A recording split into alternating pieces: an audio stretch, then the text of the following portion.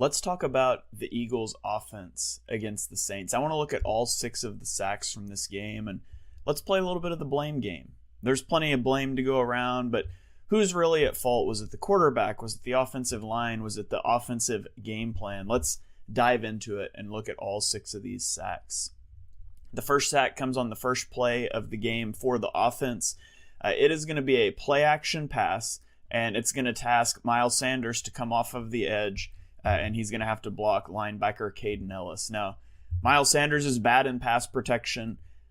I wouldn't dial this play up. Just run the football. Just run a regular pass. Don't task Miles Sanders to block a guy off of the edge, and yet that's what they're going to do. So at least it's not an edge rusher. At least it's a linebacker.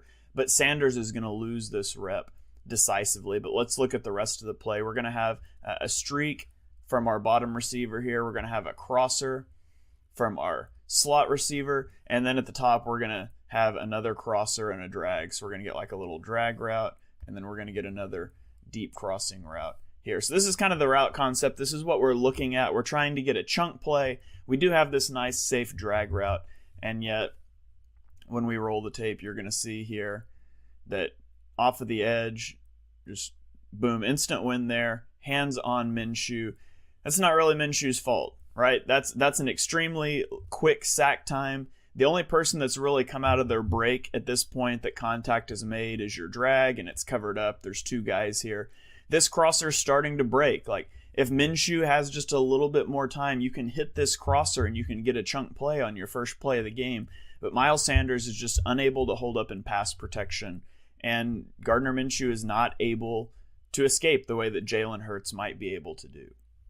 Now on the very next play, we're going to go empty. We motion our running back right here out. So we're in a 4-strong formation. We have 1, 2, 3, 4 receivers to the strong side. We've only got 1 to the weak side. The Eagles did this a lot in this game, and it just did not work for Minshew because he's no threat to run the ball and he processed slow.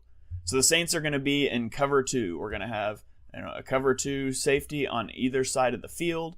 And as soon as we see this safety start to go back and we know that this is a split field coverage, as soon as you know they're in zone, which it's obvious that they're in zone, right? Because there's nobody responsible for this linebacker out here. If you're in man coverage, somebody has to follow him out.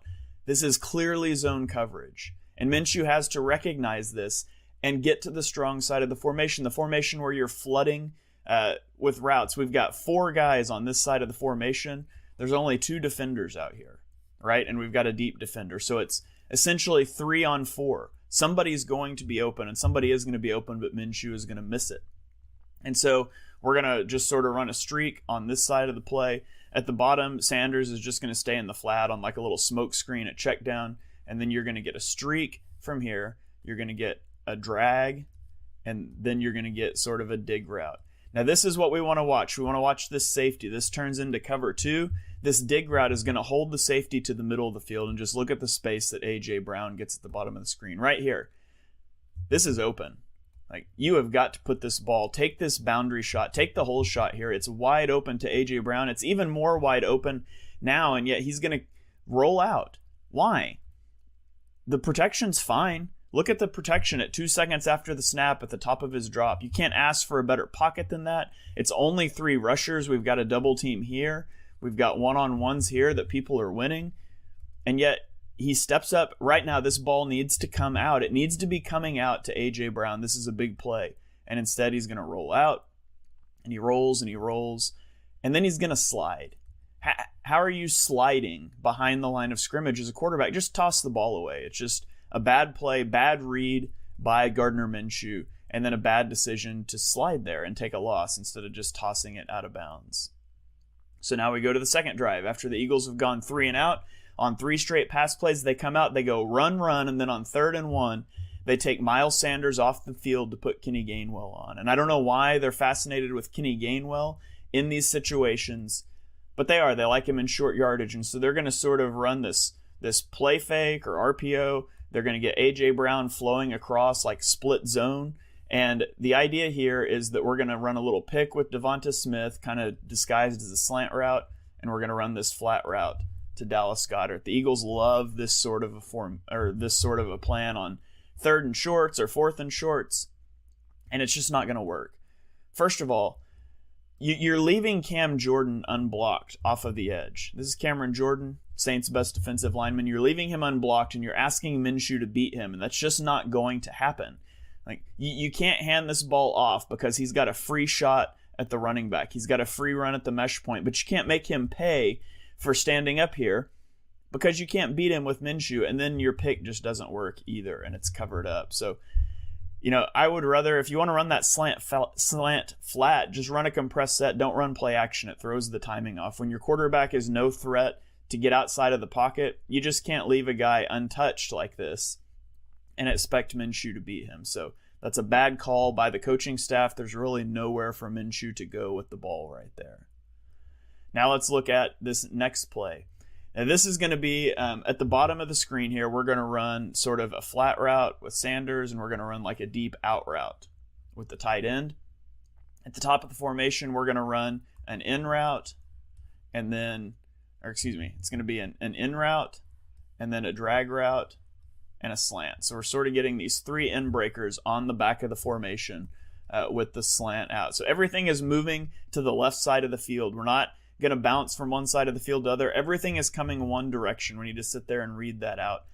The Saints are basically going to run a cover 1 zone. This strong safety and this nickel corner are sort of bracketing A.J. Brown with a first in and a first out responsibility. If he breaks in, this guy has him. If he breaks out, this guy has him. We've got a middle of field safety, and then we're going to have a linebacker dropping off into the middle of the field. And so at the snap of the ball, we see this play out. It's a pretty good pocket, right? 2 seconds after the snap, we've got a pocket that we can step up into, but we don't really have anybody open yet. And now there's no reason. Minshew is going to take off. He gets happy feet. He starts getting crazy. Look where his feet are. He's running forward. He's not just hitching forward. If you just hitch forward here, you're fine. Your pocket is fine here. But he doesn't. He starts running. He creates his own pressure. Boom. It's a sack. What should he have done? Well, let's just come back here to the point he starts to freak out. Right about now. If he doesn't freak out, do you think he could throw this ball right here? Do you think he could put a ball right here? I mean, it's a tight window. Sure, the safety is coming down on it. This would be a tight play, but you can make that throw. You got to trust your receivers in these situations. In man coverage, the windows are not going to be large. You've got to trigger on throws. You've got a slant route breaking in right here, and there's nobody here. Just take one of these 2 throws in a tight window and let your receiver try to make a play, and instead he just feels the pocket collapsing around him. It's not, and he panics and he takes a sack. It's a bad play by Minshew. Now let's look at this one. This is going to be a bad play on the offensive line. Jack Driscoll is just going to get bulldozed back. And so let's just watch that first. Off the edge, boom, he just keeps walking backwards. You never do this as an offensive lineman. As soon as you feel yourself starting to walk, you're supposed to take a hop backwards. You give up some ground, you hop, both feet leave the ground, you stick them in the turf, you drop your hips, and you re-anchor, and he doesn't do that. He just gets walked right back into Minshew here. So this is a bad rep up front by Jack Driscoll. There wasn't a ton of these in this game, though. I thought Driscoll did a fine job overall, but let's look at the routes behind it. So at the top of the screen here, we're going to run sort of a curl route and a streak. And then at the bottom of the screen, we're going to run a curl route, and then we're going to run just sort of a in route, I guess, a dig route, you could call it. We're going to try to get behind the linebacker here and see if we can get open, and then we're just going to sort of check up with our running back here. So I want you to watch what happens, especially here at the bottom of the screen, and tell me if you think Jalen Hurts makes this throw to A.J. Brown. So we hit the top of our drop. Yes, pressure's coming. We're looking this way. Brown is about to break off. You should trigger this throw right now, and we've seen Jalen Hurts make these timing throws, but look at the separation that gets created out of the break here by A.J. Brown. Look at that. If the ball's here right now, that's a catch. It's a first down. And Jalen Hurts makes that throw, even with pressure coming in. And so, yes, it's a bad rep from Driscoll, but there was a throw there to be made. And your backup quarterback just simply doesn't have the anticipation and the timing with your top receiver to make that throw. Jalen Hurts makes this throw 9 times out of 10. And then let's go to the last sack of the day. the last sack of the day. This is going to be a creative rush here. Defensive tackles coming in. Linebackers going to loop behind. And then the defensive end's going to go upfield and then come behind. So they're running all kinds of pass rush games here. It's only a 4-man rush. Samalo and Dickerson are going to be slow to pass off these games. And so they bear some responsibility for this. They're a little slow. This is also a play-action pass. And just stop it with the play-action pass. You weren't running the ball anyways, and it wasn't working. But they're going to run a play-action pass. So you're going to get Sanders into the flat. Because of this, Dallas Goedert, I don't know what he was going to run. He gets tangled up with a blocker who just grabs onto him because it's a play fake, and so he can do that. And so Goedert never really gets into his route. It was some sort of, I don't know, he might have been running a drag. He might have just been sitting in the middle of the field. I'm not sure what was going to happen here. At the bottom of the screen, we run a streak route with A.J. Brown, and then at the top, we've got a streak route and an in route. So this is sort of the concept that we're looking at here. And again, watch the twist up front, this little 3-man weave. It's slow to pass it off. Boom. Takes a sack. But let's look at what could have happened instead. We run this play fake. You're hitting your drop right here. This is the point where he starts to feel pressure. Now, he's reading the top of the field. Sure, that's the direction he's looking. But when you're feeling pressure, you should always come back to your check down. And look at the check down here. The check down is going to leak out to the flat. Who is covering the running back here? There's nobody in the vicinity. This is a throw that you can make. Instead, he's just going to duck under. And he kind of gets out of it. He drops the football, and he's going to end up taking a sack.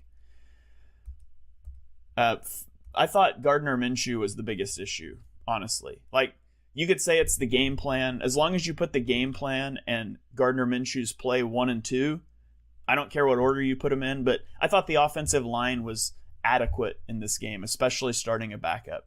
The first contact from a defender on Minshew's sacks, and you saw this on the video, came at 6.5 to 4.04, 3.6, 3.32, and 3.52 seconds in this game. Jalen Hurts' average time to throw is 2.77 seconds.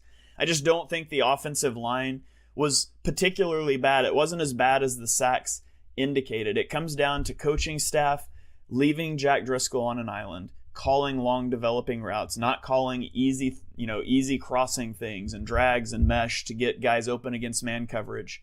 It comes down to Garnder Minshew's indecisiveness and his inability or lack of desire to trigger on tight window throws against man coverage. I think 95% of these problems are solved next week with Jalen Hurts under center. And to be honest, I'm not really worried about Driscoll